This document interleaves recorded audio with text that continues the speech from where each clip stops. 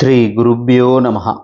தெய்வத்தின் குரல் மூன்றாம் பகுதி 86வது தலைப்பு.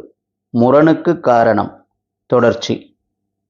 நான் சோஷியல் சர்வீஸ் பற்றியும் பேசியிருக்கிறேன். தனி மனுஷனின் அனுஷ்டானங்கள் பற்றியும் பேசியிருக்கிறேன்.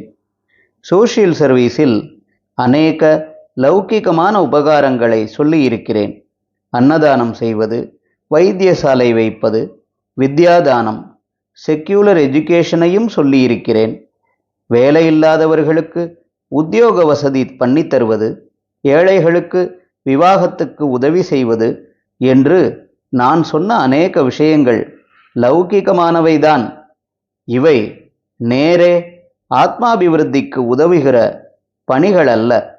ஆனால் ஒரு இண்டிவிஜுவலின் ஆத்மாபிவிருத்திக்காக நான் அனுஷ்டானங்களை பற்றி சொல்லும்போது ஜெனரலாக கிரகஸ்த தர்மம், ஸ்திரீ தர்மம் என்றெல்லாம் சொன்னாலும் லௌகீக அம்சங்களை விஸ்தாரப்படுத்தி சொன்னதில்லை. ஆத்மாபிவிருத்தியை லட்சியமாக வைத்தே அதற்காக ஸ்திரீ புருஷர்கள் தனி வாழ்க்கையிலும் குடும்பத்திலும் என்ன செய்ய வேண்டும் என்பதை மாத்திரம்தான் சொல்லி வந்திருக்கிறேன். மற்றபடி ஒரு ஏழைக்கு காசு போடு என்கிற மாதிரி உனக்கு காசு தேடிக்கோ என்று சொன்னதில்லை. கதியில்லாத ஒரு வியாதியஸ்தனுக்கு சிகிச்சை பண்ணு என்று சொன்ன மாதிரி உனக்கோ வீட்டு மனுஷர்களுக்கோ உடம்பு சரியில்லாவிட்டால் டாக்டரிடம் காட்டு என்று நான் சொன்னதில்லை. ஏழை பிள்ளை ஒருத்தனுக்கு படிப்பு கொடு, வேலை பண்ணி வை என்று சொல்லியிருக்கிறேனே தவிர உன் பிள்ளையை நன்றாக படிக்க வைத்து நல்ல உத்தியோகமாக சம்பாதித்து கொடு என்று சொன்னதில்லைதான். எவனோ ஒரு ஏழையின் பெண்ணுக்கு கன்னிகாதான சகாயம் பண்ணு என்பேனே தவிர உன் பெண்ணுக்கு வரன் பார்த்து கல்யாணம் பண்ணு என்பதில்லை. ஊருக்கு குளம் வெட்டு என்பேனே தவிர உன் வீட்டுக்கு குழாய் போட்டுக்கொள் என்று சொன்னதில்லை. ஏன்? இந்த லௌகீக உதவிகளை இன்னொருத்தனுக்கு பண்ணுவதே இவனுக்கு ஆத்மீகமாக உதவி பண்ணுகிறது, இவனுடைய சித்தசுத்திக்கு சகாயம் செய்கிறது.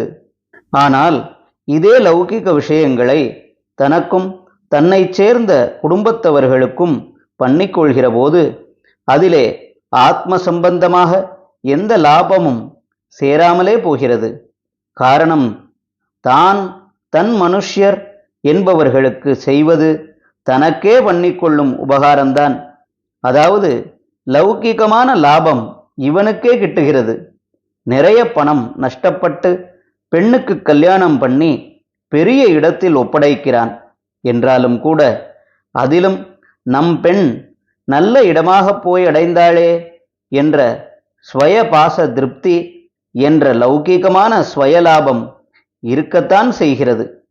லௌகீக லாபத்தை பிரத்தியானுக்கு கிட்ட பண்ணினால் அதற்கு பிரதியாக இவனுக்கு ஆத்மலாபம் கிடைப்பதே நியாயம்.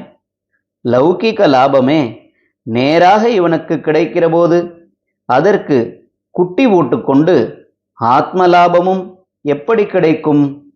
ஹரஹர சங்கர, ஜெய ஜெயசங்கர. தெய்வத்தின் குரல் மேலும் ஒலிக்கும்.